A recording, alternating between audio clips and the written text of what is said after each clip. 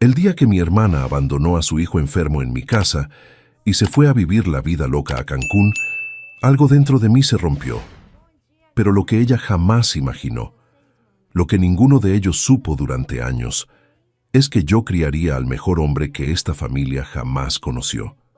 Y cuando ella regresó años después, queriendo robarse el crédito, las llaves del coche que le entregué a mi sobrino dijeron todo lo que yo ya no necesitaba decir.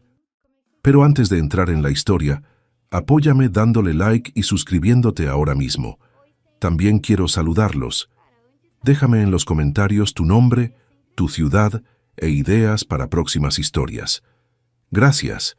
Me llamo Beatriz Romero, tengo 68 años y nunca pedí ser madre.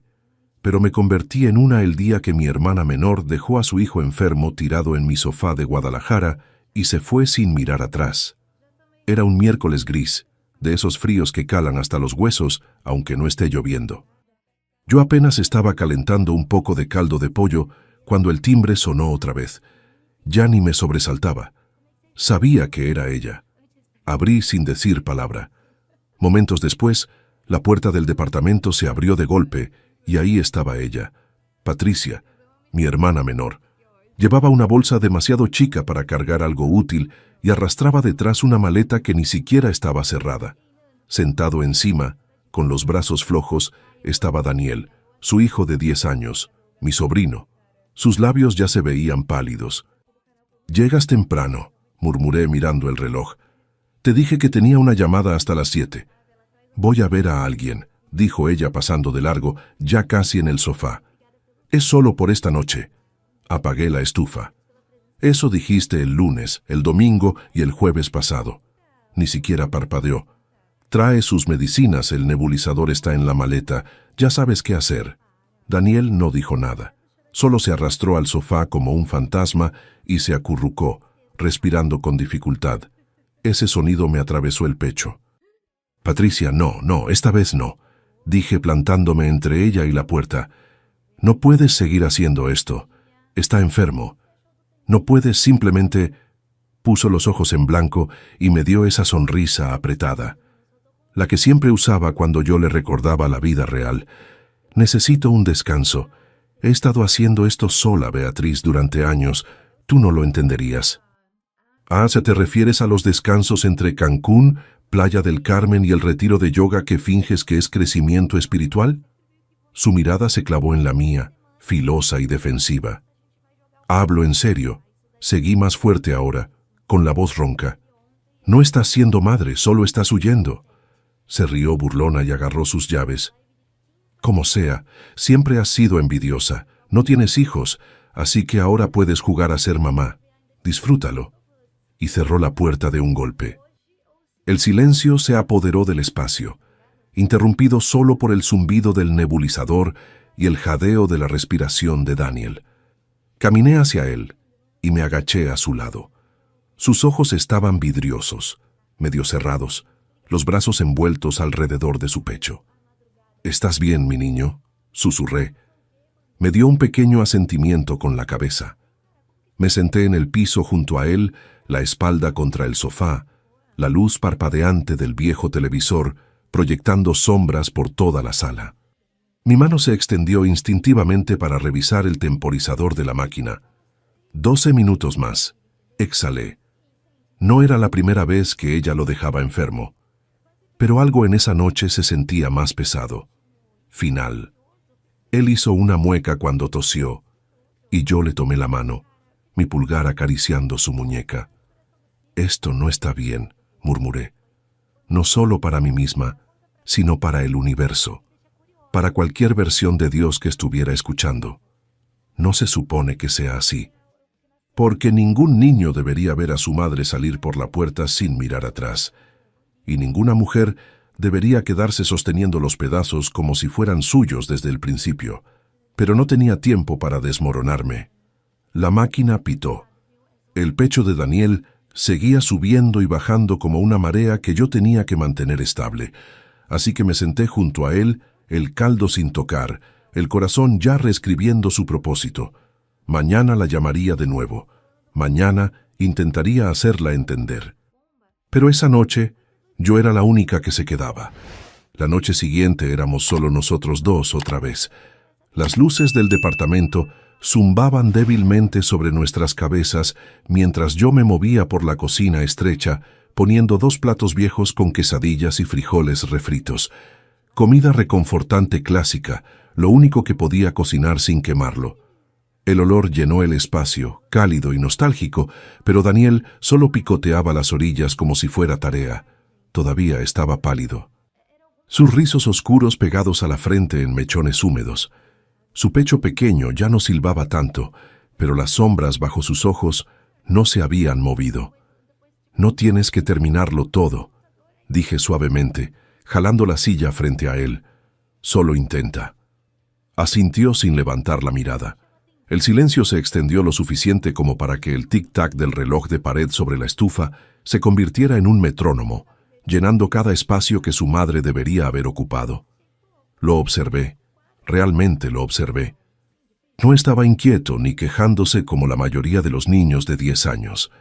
No estaba revisando un teléfono ni pidiendo prender la tele. Solo estaba sentado ahí como un niño que se había acostumbrado mucho a ser invisible. Entonces le hice la pregunta que había estado presionando mi pecho desde anoche. «¿La extrañas?» Daniel no reaccionó al principio. Luego sus hombros se alzaron en el más débil de los encogimientos. «Ella realmente no me habla, a menos que esté enojada». No sé qué esperaba. Un sí, tal vez, o una pequeña confesión llorosa sobre cuánto la amaba. Pero ese susurro tranquilo y objetivo cortó más profundo que cualquier otra cosa. Alcanzó su cuchara, pero falló al agarrar el mango, los dedos temblando. Extendí la mano instintivamente y cubrí su pequeña mano con la mía. Su piel estaba tibia, frágil, como alguien que había estado sobreviviendo demasiado tiempo sin que nadie lo notara. «Sabes que no es tu culpa, ¿verdad?», dije. Mi voz se quebró. «Nada de esto lo es». No respondió. Solo miró el plato como si las palabras no pudieran aterrizar, como si no estuviera seguro de qué hacer con la amabilidad. Apreté mi agarre suavemente. «Daniel, estoy aquí y no voy a ir a ningún lado». Finalmente levantó la mirada. Sus ojos, grandes y cafés y agotados, parpadearon con algo que no pude nombrar. Aún no era confianza, pero tal vez el principio de ella. Nos sentamos así, mano con mano a través de una mesa manchada, los frijoles enfriándose entre nosotros. No apresuré el silencio. Dejé que nos sostuviera a ambos. Amigos, cada historia que les cuento sale todos los días, pero YouTube solo se las mostrará si tocan el botón rojo de suscribirse. Toquen suscribirse, activen la campanita y nunca se perderán una historia. Gracias. Mientras más lo observaba, más veía. La forma en que se encogía cuando mi teléfono sonaba. La forma en que no preguntaba cuándo volvería su mamá. La forma en que se disculpaba después de cada tosecita como si tuviera miedo de ser una carga. Y me di cuenta de que esto no era temporal, no realmente. Ella podría regresar por una noche o una semana, tal vez hasta sonreír y actuar como si le importara si el humor le daba, pero no se quedaría. Ya se había ido en todas las formas que importaban. Me levanté para calentar sus frijoles. Intentó protestar, pero lo callé con un gesto y metí el plato al microondas. Mientras la máquina zumbaba, me paré junto al fregadero, agarrando el borde del mostrador. Este niño era mío ahora, no por sangre, no legalmente, pero por algún hilo invisible que se había envuelto alrededor de los dos cuando Patricia cerró esa puerta detrás de ella. No podía arreglar todo, no podía hacer sus pulmones más fuertes de la noche a la mañana, ni borrar los años de decepción de sus ojos, pero podía aparecer todos los días. Podía ser la persona que se quedaba. El microondas pitó. Llevé el plato tibio de vuelta y me senté otra vez. Daniel levantó la mirada confundido. «Pensé que no querías que lo desperdiciara», dijo. Sonreí, empujando el plato hacia él. Dije, «Intenta, no te rindas». Metió su cuchara de nuevo, más lento esta vez, y yo me senté ahí viéndolo comer, algo asentándose dentro de mí. No rabia, no desesperación, solo determinación. El tipo tranquilo y firme que no grita, pero lo cambia todo de todas formas. Este niño tendría un hogar, tendría paz. Nunca más se preguntaría si alguien lo recogería o lo dejaría, dependiendo de su humor. Nunca más se sentiría invisible en una casa llena de gente. Era mío ahora. Era poco después de medianoche, cuando el suave zumbido del nebulizador finalmente se apagó. Daniel se había quedado dormido horas antes, acurrucado en el nido de almohadas del sofá-cama en la sala, su osito de peluche apretado bajo un brazo. La pobre cosa había visto mejores días. Su oreja izquierda apenas colgaba, y alguien había cosido su panza con hilo azul que no hacía juego, pero nunca se separaba de él. Me paré descalza en la cocina, mirando mi teléfono como si fuera a comportarse diferente esta vez, como si tal vez esta vez ella contestara, como si tal vez esta vez estuviera sobria, presente, maternal. Respiré hondo y marqué. El timbre se sintió interminable, resonando contra el zumbido del refrigerador y el tic-tac del reloj de la estufa. Luego finalmente una risita, música de fondo, olas. ¿Bueno? La voz de Patricia flotó a través, brillante y resbaladiza, como un comercial borracho de bloqueador solar. «Patricia, ¿dónde estás?», exploté, incapaz de mantener el filo fuera de mi voz. «Oh, llamaste», cantó. Justo le estaba diciendo a Eric que apuesto a que mi hermana está siendo toda dramática otra vez. «Patricia, ven por tu hijo. Está enfermo y ya no voy a hacer esto sola. No puedes solo dejarlo como si fuera un paquete y desaparecer por días». Se rió. Una carcajada aguda y despreocupada que no pertenecía a esta conversación. «Estoy en Tulum, nena», dijo como si debiera estar celosa. «Está precioso. La luna aquí, irreal. Eric nos reservó este lugar con alberca privada. Deberías intentar salir con alguien. Estás muy tensa». Mi boca se secó. «Tulum, te fuiste del país», suspiró como si yo la agotara. «No seas tan dramática. Está contigo. Está bien. Siempre eres tan buena con él. Honestamente, Beatriz, solo admítelo. Te encanta jugar a la casita».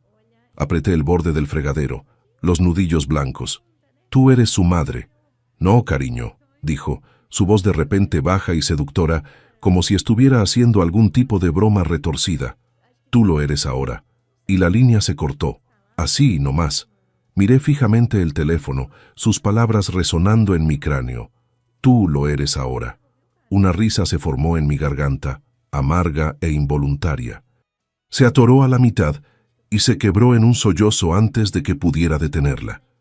Me deslicé hacia el piso de azulejos frío, la espalda contra el gabinete, y dejé que el teléfono cayera a mi lado. No sé cuánto tiempo me quedé ahí. Minutos, tal vez. Lo suficiente para que la casa se asentara a mi alrededor, para que el refrigerador se encendiera, para que el silencio presionara desde todos lados. Mi pecho dolía de contenerlo todo durante demasiado tiempo. Presioné los talones de mis palmas contra mis ojos como si eso pudiera empujar las lágrimas de vuelta, pero no sirvió de nada. Lloré en silencio, desesperadamente. Por Daniel, por mí misma, por la versión de mi hermana en la que solía creer, por el tipo de familia que solía imaginar que podíamos ser. Lloré porque estaba cansada y asustada, y porque en el fondo ya sabía que esto ya no era temporal. Patricia no iba a regresar, no de ninguna manera que contara. Pensé en los hombros pequeños de Daniel encorvados sobre sus frijoles, su voz tranquila. Ella realmente no me habla, a menos que esté enojada. Era un niño, 10 años, y la única persona en la que debería haber podido confiar lo había entregado como equipaje perdido y se había ido a tomar cócteles en otro país. Esto no era un favor, esto no era cuidar niños, esto era abandono, y ahora yo era todo lo que él tenía. Enrollé mis rodillas contra mi pecho y dejé caer mi cabeza hacia adelante, el piso frío contra mis brazos. Lo peor era que ya ni siquiera podía estar enojada con ella, porque eso significaría esperar algo, y finalmente había dejado de esperar nada de Patricia. Lloré hasta que las lágrimas se secaron y la pesadez en mi pecho dio paso a algo más frío, más filoso, Determinación silenciosa, tal vez, porque no podía desmoronarme. No cuando había un niño pequeño dormido en la habitación de al lado que todavía necesitaba que alguien apareciera en la mañana para calentar su comida, revisar su medicina, preguntarle cómo estuvo su día y realmente interesarse en la respuesta. Me paré lentamente, limpiándome la cara con el borde de mi manga. Esta no era la vida que planeé, pero era la que me habían dado, y me condenaría antes de decepcionarlo ahora.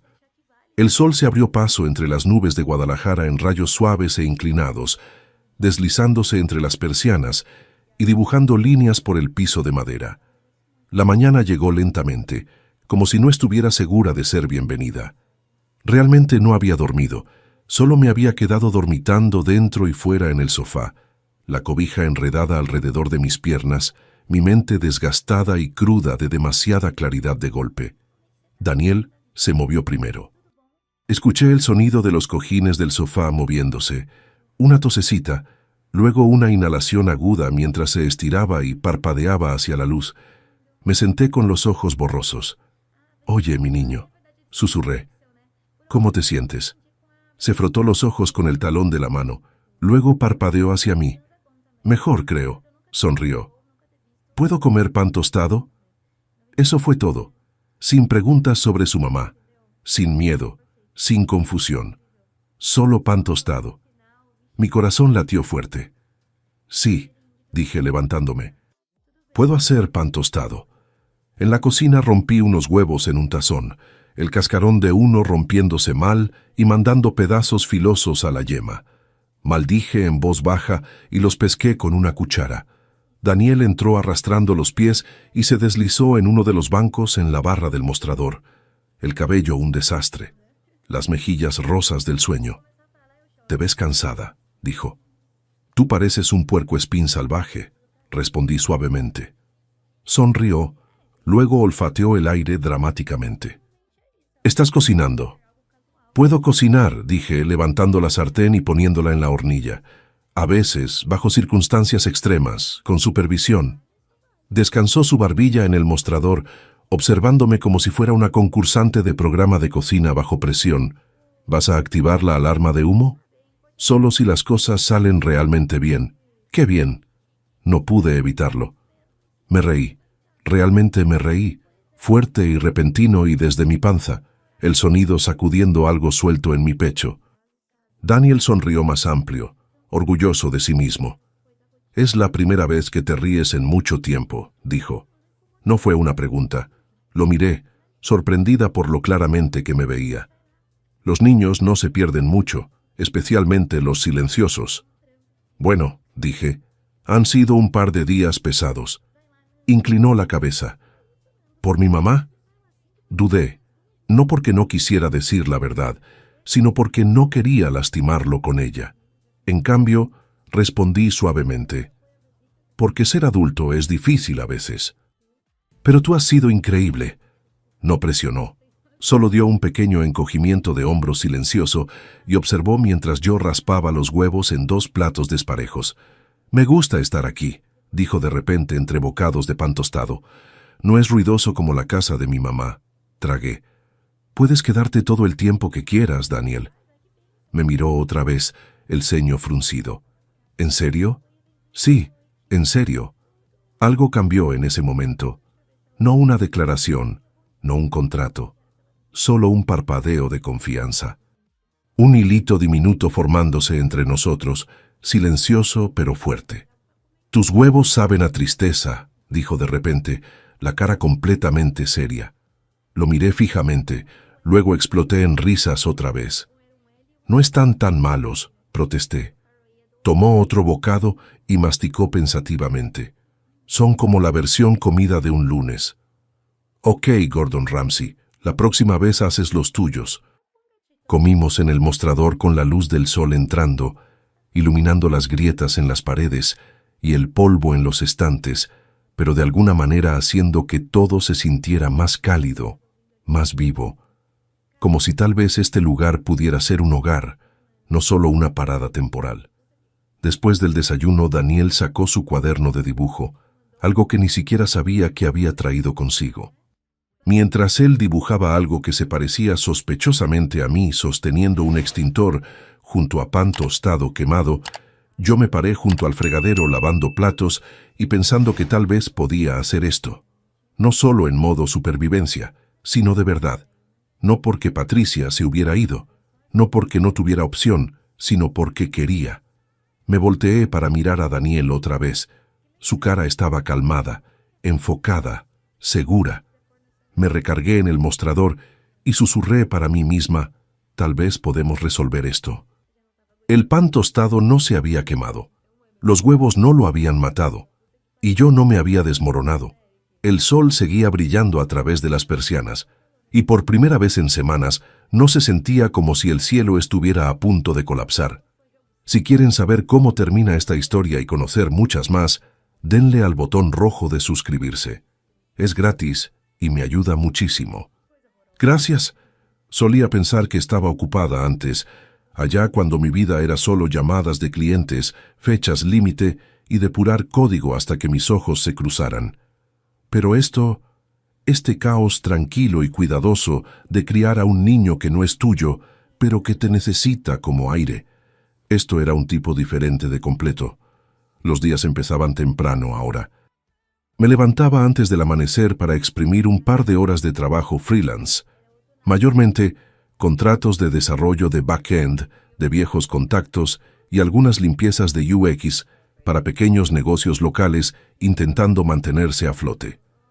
Después de eso, empacaba el almuerzo de Daniel, revisaba 2 veces su inhalador y lo caminaba a la escuela, aunque juraba que podía manejar las 5 cuadras solo. «Compláceme», le decía. «No estoy hecho de vidrio», refunfuñaba, cerrando su mochila. «Lo sé», respondía, «pero aún así me gusta verte llegar por las puertas del frente». Ponía los ojos en blanco, pero siempre me daba una sonrisa de lado antes de voltear para irse.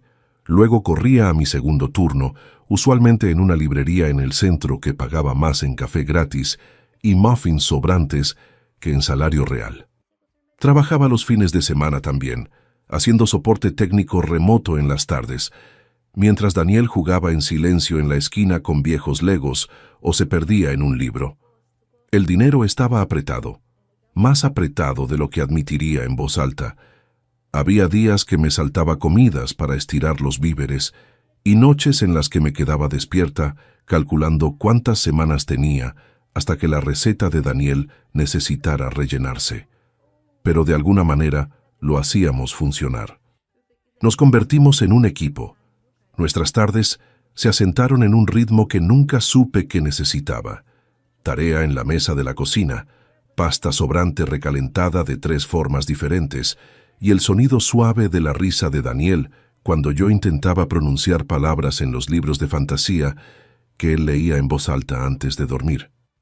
Una noche, mientras la lluvia golpeteaba contra la ventana y nuestro departamentito brillaba con esa luz ámbar acogedora que solo obtienes de una vieja lámpara, me senté frente a él mientras se inclinaba sobre una hoja de matemáticas. Yo estaba medio distraída, ordenando notas de proyecto en mi laptop cuando algo me hizo pausar. Él no solo estaba llenando espacios en blanco, estaba resolviendo problemas 2 o 3 años adelante de su nivel de grado. Me incliné, parpadeando. «Espera, ¿cómo hiciste ese?» Daniel se encogió de hombros como si no fuera nada.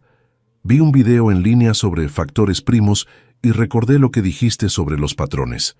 Levantó el papel, los ojos brillantes. «Mira, si factorizas esto y divides entre 3, es lo mismo que solo reducir ambos lados». Miré fijamente el papel, luego a él. «Eres como un genio, niño». Sus mejillas se pusieron de un rojo profundo. «Solo porque tú me ayudas». «No, en serio». Me recargué hacia atrás, sonriendo. «Eres del tipo de inteligente molestamente genial. El tipo que hace que suban a los niños de grado». «¿No sería eso raro?», preguntó en voz baja. ¿Todos mirándome? «Sí», dije. «Te mirarían y dirían, wow, ese niño es increíble». Sonrió hacia el papel, su lápiz golpeteando suavemente contra el borde de la página. Mi mamá solía decir que yo era demasiado. Las palabras fueron silenciosas, casi casuales. Tragué el nudo que subió en mi garganta. Estaba equivocada, dije. No eres demasiado. Solo eres más de lo que ella sabía cómo manejar. Levantó la mirada. ¿Crees que soy demasiado? Me incliné hacia adelante, la voz firme. Creo que eres exactamente quien se supone que debes ser, y tengo suerte de estar aquí para verlo. El silencio que siguió no fue pesado, fue cálido. Volvió a garabatear respuestas, tarareando un poco bajo su aliento. Lo observé, preguntándome cuánto tiempo había estado esperando que alguien simplemente lo viera. No como un problema que arreglar, no como una responsabilidad que esquivar, sino como una persona que valía la pena. El niño era brillante, curioso, gentil, de maneras que me hacían protegerlo de forma visceral. Cuando terminó el último problema, empujó el papel hacia mí y sonrió. «Deberías hacer un trofeo para la mejor tutora». «¿Ah, sí?», asintió solemnemente. «Ganarías segundo lugar». «¿Segundo? ¿Quién ganaría primero?» «Yo», dijo con cara seria. Exploté en carcajadas. Mientras limpiaba la mesa y enjuagaba nuestras tazas de chocolate tibio, atrapé mi reflejo en la ventana de la cocina. Cansada, sin arreglar, usando una sudadera que no había lavado en días. Pero me veía orgullosa, como alguien haciendo algo que importaba, como alguien construyendo algo una noche a la vez. Los sábados por la mañana se habían convertido en mi santuario, sin prisa, sin llevar a Daniel a la escuela, sin llamadas de clientes antes del café, solo quietud. El tipo que zumba bajo y pacífico a través de los huesos de un cuerpo cansado, estaba envuelta estilo burrito en mi cobertor, el cielo afuera todavía más gris que azul, cuando un olor extraño me arrancó del sueño. No extraño malo, extraño inesperado, cálido, dulce, como vainilla y algo ligeramente quemado. Mis ojos se abrieron de golpe. Me senté en la cama, escuchando. Ahí estaba otra vez. Ruido metálico en la cocina, un cajón cerrándose, el inconfundible splat de algo golpeando una sartén caliente. Me salí de la cama, el corazón ya acelerado. ¿Daniel? Sin respuesta. Caminé por el pasillo en mis calcetines, siguiendo el rastro de olores que se hacían más fuertes con cada paso. Mantequilla, miel de maple e inconfundiblemente humo. Doblé la esquina y me congelé en la puerta. Daniel estaba parado en medio de la cocina, harina en su camisa, un delantal 2 tallas demasiado grande atado chueco alrededor de su cintura, sus rizos parados en todas direcciones. En la estufa, una sartén chisporroteaba con algo dorado y grumoso. El mostrador detrás de él era caos. Cascarones de huevo, una botella de miel de maple acostada de lado, un plato apilado con hot cakes de varios grados de comestibilidad. Se volteó y brilló. ¡Sorpresa! Hice desayuno. Parpadeé. ¿Tú hiciste todo esto? Sep, orgullosamente, levantando la espátula como un trofeo. Hasta busqué en Google cómo no quemar la sartén, más o menos. Miré la estufa. Un hot cake actualmente se estaba ennegreciendo como un meteorito pequeño. Corrí hacia adelante y lo quité de la hornilla, riéndome a pesar de mí misma. «Vas a activar la alarma de humo», se encogió de hombros. «Entonces tenemos hot cakes y simulacro de incendio». Me volteé hacia él, el corazón hinchándose de una manera que me tomó desprevenida. «No tenías que hacer esto». Se veía de repente inseguro. Quería. Me arrodillé frente a él, absorbiendo cada detalle desordenado.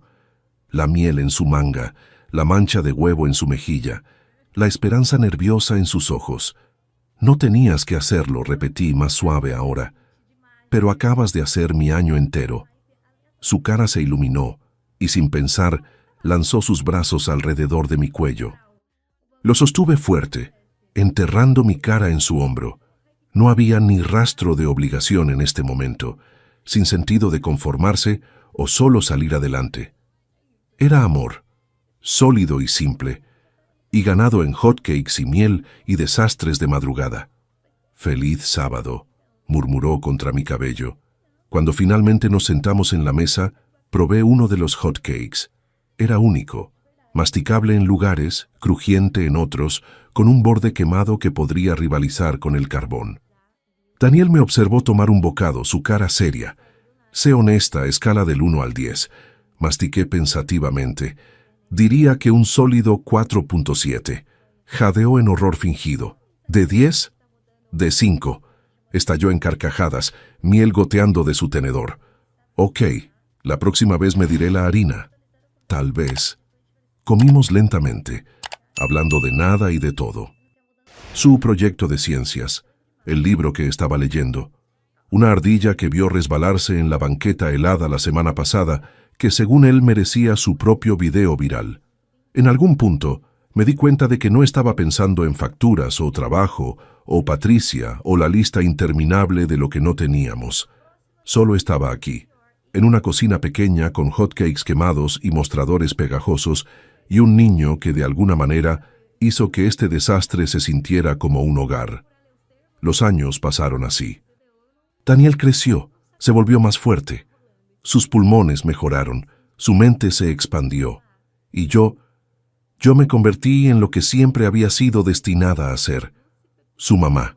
No en papel, no al principio, pero en todas las formas que importaban. Cuando llegó la carta de Stanford, lloré antes de siquiera abrirla.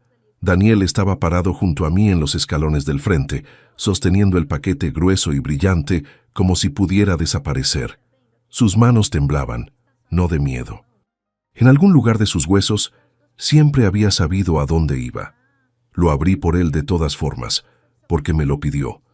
Y cuando leí las palabras en voz alta, nos complace ofrecerle admisión. Cerró los ojos y exhaló el tipo de aliento que una persona contiene durante años. Beca completa, cada centavo. Lo jalé a mis brazos y me aferré por mi vida. 3 semanas después, le di un juego de llaves. Estaban descansando en una pequeña caja roja, no diferente a un estuche de joyería, envuelta en papel dorado que había sido reutilizado tantas veces que tenía líneas de pliegues de fiestas pasadas. Me miró confundido, luego abrió la tapa y miró fijamente. El sedán, susurró, el verde que seguías señalando en el lote del concesionario, el que dijiste que era demasiado. Sonreí, mi corazón acelerado. Es tuyo. Pero Beatriz, su voz se quebró. Está usado, sí, pero confiable. Poco kilometraje, buen rendimiento de gasolina. Y más importante, tuyo. No le dije que había vaciado mis ahorros de emergencia por él, o que había rechazado unas vacaciones con amigas para hacer el último pago. Solo observé sus ojos ponerse vidriosos y supe que valió cada peso. No tenías que hacerlo. Toqué su cara. Pero quería. Me jaló al abrazo más apretado que jamás había recibido de él, una mano todavía aferrando las llaves. Esa noche vino la llamada que había estado esperando durante años. Patricia, queriendo reconectar, queriendo tomar crédito. Le dije la verdad que había estado guardando. Perdiste el derecho de decir eso. Cuando Daniel regresó esa noche de su primer viaje en su coche nuevo, me abrazó y susurró, «Gracias, mamá». Y en ese momento supe, nunca fui la segunda opción, siempre fui la elegida. Si te gustó esta historia, haz clic en suscríbete y cuéntame en los comentarios qué parte te impresionó más. ¿Patricia merecía otra oportunidad? Dime sí o no abajo. Mañana hay más historias. Nos vemos allí. Esta narrativa tiene como único propósito inspirar reflexión sobre las relaciones familiares, la importancia de la honestidad emocional, el perdón y el valor del tiempo. No debe interpretarse como consejo médico, psicológico o de ningún otro tipo profesional. Si estás enfrentando una enfermedad grave, conflictos familiares o situaciones emocionales difíciles, busca el apoyo de profesionales cualificados como médicos, terapeutas o consejeros. Este contenido es apto para todo público y cumple con las directrices de contenido familiar de YouTube.